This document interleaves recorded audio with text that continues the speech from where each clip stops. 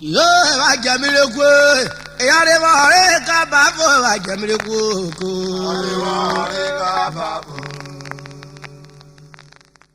I jamiliku. Are ware kababu, I jamiliku. Yakunuru bunu koko gogo sheka. Jemu wasare ebe agwafa. Ayare I jamiliku. Are ware kababu. Bukuru.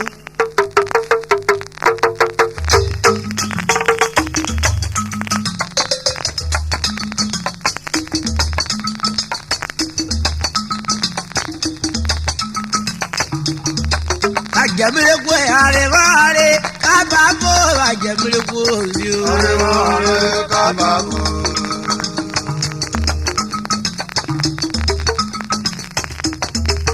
ajamileku arevare kababo ajamileku arevare kababo yakuduru kunu gogo jeka yemu wasare ebe agwaba ya ajamileku arevare kababo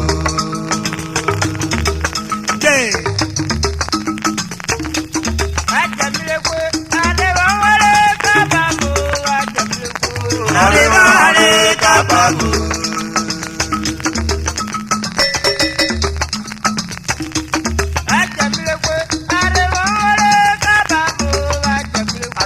Arevare kababu. Yakuduru kuduru gogo jeka. Yamu wasare ebera kwaka ya yale. Arevare kababu. Awotaro kwa favor warupo. Awotaro kwa favor warupo. Awotaro kwa favor warupo. Awotaro kwa favor warupo. Awotaro kwa favor warupo. Yo ye. Awotaro kwa favor warupo. Awotaro kwa favor warupo. Awotaro kwa favor warupo. Akuduru kuno koko kwa mobula pare. Awotaro kwa favor warupo. Awotaro kwa favor warupo. Awotaro kwa favor warupo. Atutaro kwa favor warupo. Awotaro kwa favor warupo. Oda tutaro kwa favor warupo. Awotaro kwa favor warupo. Oda joro powe o, e ma foworo. Awotaro kwa favor warupo. Ya kore de burere yeyo. Awotaro kwa favor warupo. Oda iku beda blamaron yo. Awotaro kwa favor warupo. Okore raro tete yo, uke bloko yo ble. Awotaro kwa favor warupo. Wenuge akara kera o. Awotaro kwa favor warupo. Wore furie rare wo wi pedro Yoruba. Awotaro kwa favor warupo. Ore la de tete yo, amelu ororo ma. Awotaro kwa favor warupo. Awotaro kwa favor warupo. Awotaro kwa favor warupo.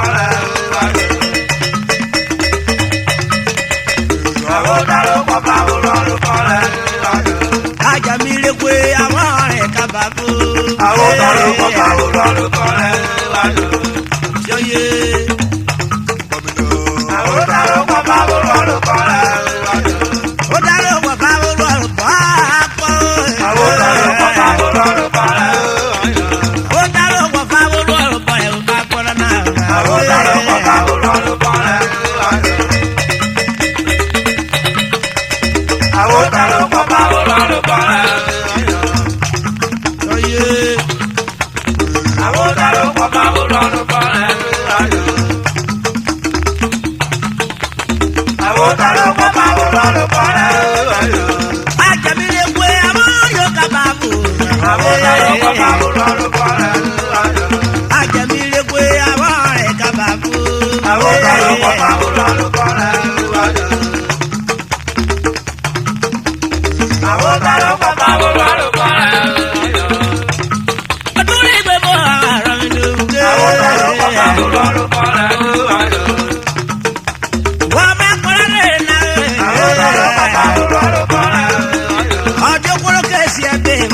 eri asire gbe. Awota lo papa ulolo para. Awota lo papa ulolo para. Ekiro mere ko ya twa ma. Awota lo papa ulolo para. Ota lo papa ulolo twa. Awota lo papa ulolo para. Oko mi yiwe ye o werere. Awota lo papa ulolo para. Awota lo papa ulolo para. Awota lo papa ulolo para. Awota lo papa ulolo para. Awota lo papa ulolo para. Awota lo papa ulolo para. Awota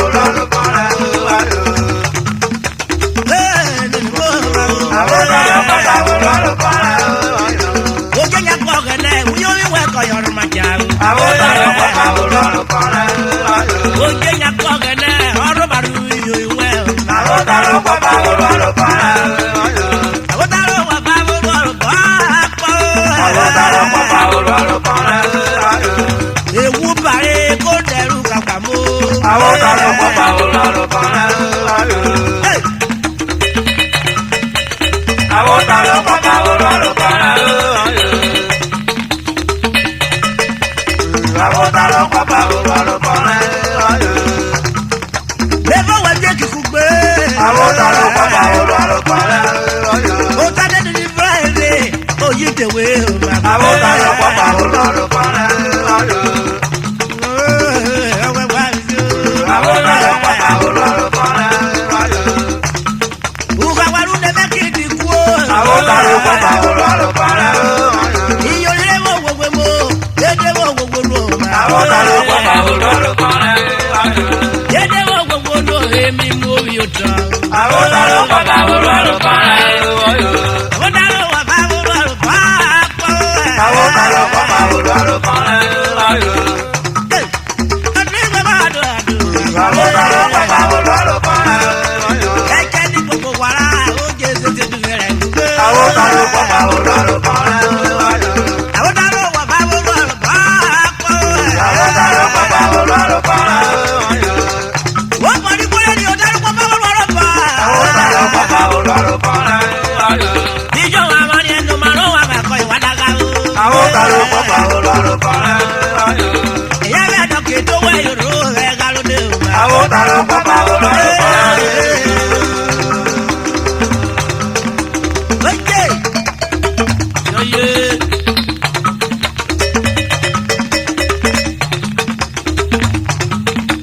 Ajabire kwe are mare kabako ajabire ko.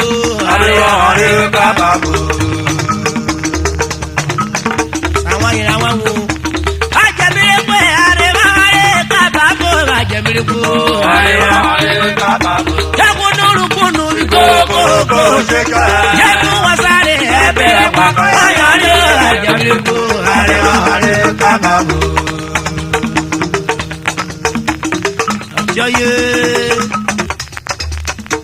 Achikura re kogari o. Achigwe gura re kogari umi o agbobo na o. Achigwe gura re kogari o. Achigwe gura re kogari o. Achigwe gura re kogari umi o agbobo na o. Achigwe gura re kogari umi o agbobo na o. Are kababo. Umi o agbobo na o. Umi o agbobo na achigwe gura re kogari. Achigwe gura re kogari o. Achigwe gura re kogari umi o agbobo na o. Achigwe gura re kogari o. Re kogari umi o agbobo na o.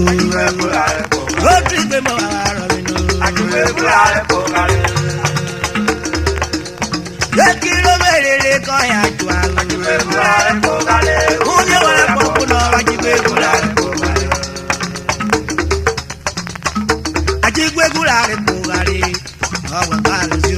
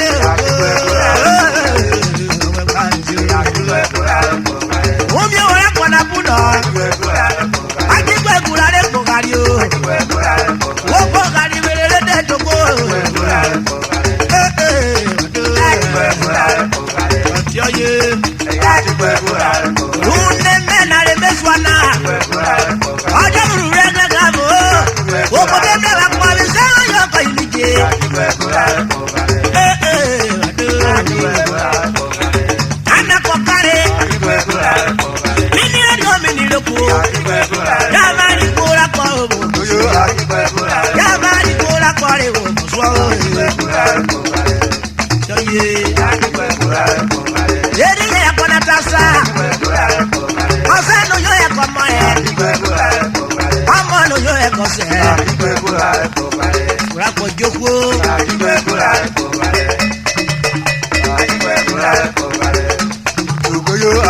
Oni no yo ye komo ye. Amo no yo ye kuni. Leno mamore roba ko. Yo wanna rola roba kale. Yo wanna rola roba kale. Ube muye na yo me.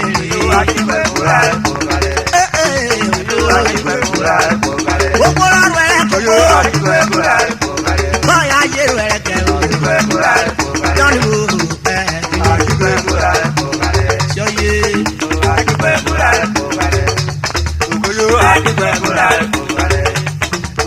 Ode eye modasa.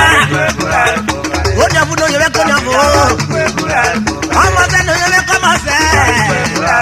Obo bono yebe ko bo. Okura gba ojo bo. Ugbe ya no yebe ku gbe ya.